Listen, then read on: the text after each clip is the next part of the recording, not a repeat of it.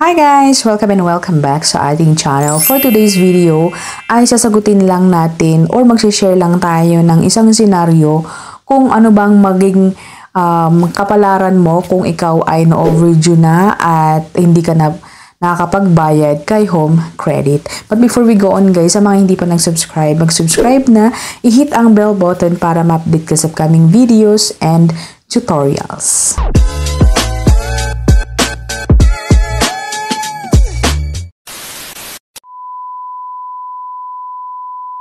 Alright, welcome and welcome back sa ating channel nga. So for today's video ay magkwentuhan lang muna tayo guys about kay home credit. Ang home credit talaga guys is isang legit na utangan ng ating mga gadget, like yung ating cellphone, iPad, ganyan, and mga pang mga kagamitan like appliances, ganyan.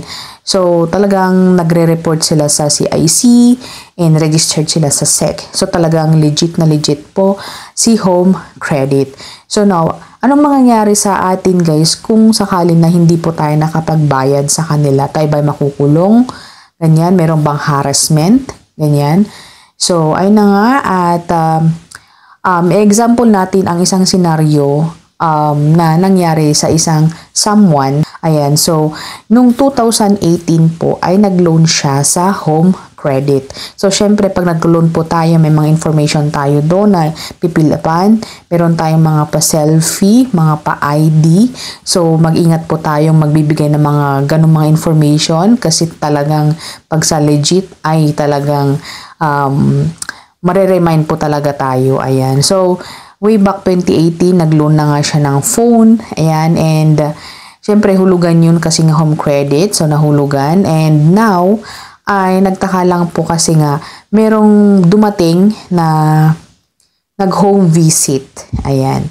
So, nag-home visit po si home credit. Ayan. So, nag-visit siya na pinakita pa niya yung ID na yung selfie nga kasi di ba meron tayong mga selfie. And sabi niya na siya. So, ngayon, ang tanong, meron bang harassment na naganap? So, yun na nga. At wala pong harassment na naganap. So, ayon sa kanya is mabait naman yung nag-home visit. And sinabi lang sa kanya na magbabayad siya ng ganitong halaga. And ang kagandahan pala sa home credit is yung balance na hindi nabayaran that time ay hindi po siya nanganak. Kung ano po yung balance mo that time, ayun po yung babayaran mo kung magbabayad ka na sa balance mo, ganyan. So, meron siyang balance worth of 1,000 pesos. So, may problema yata sa system kasi nga hindi po nag-appear. So, ang sabi niya is magpupunta na lang siya sa office ng home credit para ma-settle na lang yung balance na yun. So, sinasabi nila na makukulong nga ba yung mangungutang or may utang sa home credit. So, based on the experience of that someone, ay wala naman pong mga ganyang papel kasi ang istako naman po is kailangan may utang ka na malaking halaga. Ayan. So, ayun na nga at malaking halaga at yun po ang magiging estafa. Disclaimer, hindi po tayo financial advisor or whatever. Basta sinashare ko lang po na ayon sa mga naririnig ko, ayan, ang estafa ay pag mangutang ka ng mga milyon-milyon. So, ang katapat nito is yung small claim lang po. Pero sa senaryong ito guys ay wala namang pong naganap na ganun. So, pinapabayaran lang po yung balance, ayan, na 1,000 pesos. And, ayun, at masasabi ko na goods naman ang home credit. Walang harassment na naganap, walang tawag ng tawag or whatever, pero may home visitation. So, sa mga may utang po dyan, wag po kayo mag-alala kasi nga, pag i-home visit kayo, titignan lang kayo and makipag-usap naman sila ng maayos.